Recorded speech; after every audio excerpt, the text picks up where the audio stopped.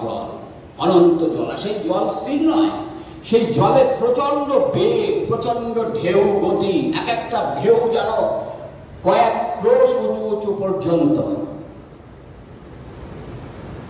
পুষ্পভদ্রা তীরে, নদীর তীরে, সেইখানে ঋষি মার্কণ্ড ভাবছেন এখন পালানো ছাড়া গতি নাই। ভেবে যেই না পালানোর জন্য চেষ্টা করবেন ভাবছেন, এরকম সময় কয়েকটা ঢেউ এসে অজগরের মতন ঋষি মার্কণ্ডকে পেঁচিয়ে জলের তলে নিয়ে চলে গেল।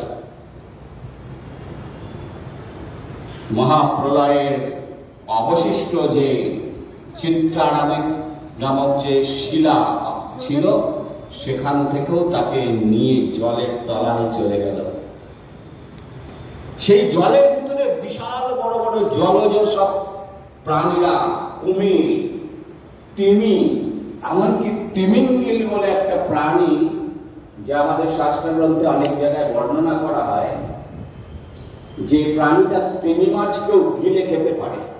সেই তিমিরা, তারা সেই ভয়ঙ্কর ভয়ঙ্কর প্রাণীরা মার্কণ্ডের দিকে ভীষণভাবে তাড়া করছে, তাকে মারার চেষ্টা করছে, তাকে কেউ গিলে খেতে চাইছে। কখনো সে মরে যাচ্ছে, কখনো আবার বেঁচে যাচ্ছে।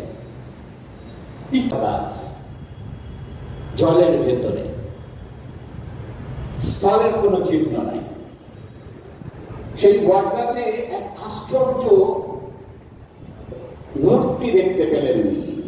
সেই গাছে একটি শিশু, সম্মুখে বাইরে যখন ভগবান চলে গেলেন, অন্তর্মুখ হয়ে আবার পুনরায় ধ্যানস করলেন এবং অন্তরে ভগবানকে ধারণ করে একাগ্র চিত্তে তাকে দর্শন করতে লাগলেন। কিন্তু এবারের দর্শন অস্পষ্ট হতে লাগলো, কারণ এখন মনে একটা চিন্তা যে ভগবান তো বললেন যে হ্যাঁ, আমি যেটা দেখতে চেয়েছি তিনি দেখাবেন, মায়াকে দেখাবেন, আমি মায়াকে দেখব। কিন্তু তিনি তো চলে গেলেন, দেখালেন তো না,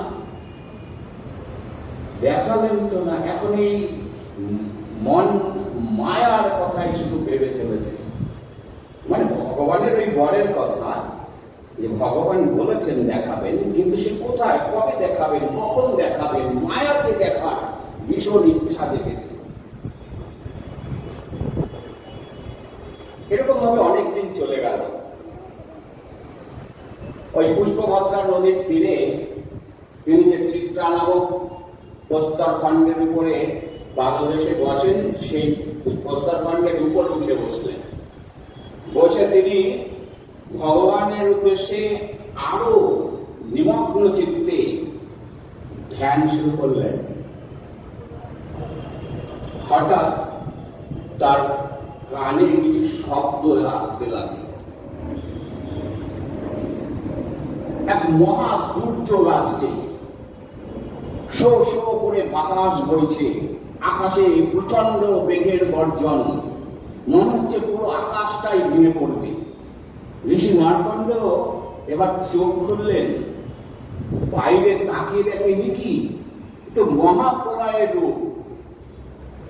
বায়ু, যে 49 প্রকারের বায়ু আছে, সেই সমস্ত বায়ুরা যেন তেড়ে আসছে।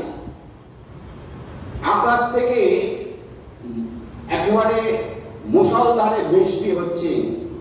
সেই সত্য মুষল নয়, সত্যিকারের মুষলধার। এইভাবে বৃষ্টির এক একটা বিন্দু পড়ছে। সমস্ত সৃষ্টি যেন কম্পান্বিত হচ্ছে। এই চোখের সামনে সমস্ত সৃষ্টিটা মেঘে ঢেকে অন্ধকার হয়ে এলো। প্রবল বর্ষণ শুরু হলো। সঙ্গে তেমনি বজ্রবিদ্যুৎ, বজ্রপাত, তেমনি ভাবে বায়ু বয়ে চলেছে। বায়ু সেই প্রচন্ড তেজে যেন সমস্ত কিছু ভেঙে চুরে উড়ে গুড়িয়ে যাচ্ছে। ঋষি মার্কণ্ড অস্থির হয়ে উঠলেন, চঞ্চল হয়ে উঠলেন। আজ অনেক হাজার বছর ধরে তিনি ছিলেন শান্ত।